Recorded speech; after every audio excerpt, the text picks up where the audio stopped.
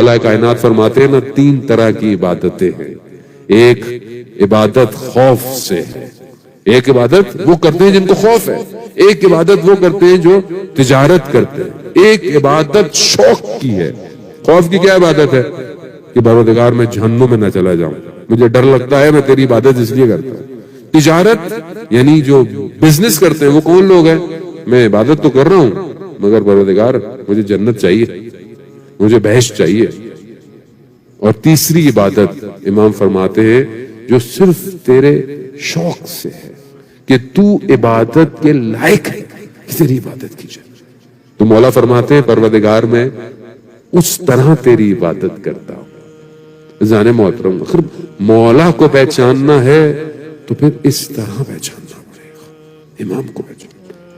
تو یہاں لقاء اللہ, خدا سے ملاقات بہت ضروری ہے.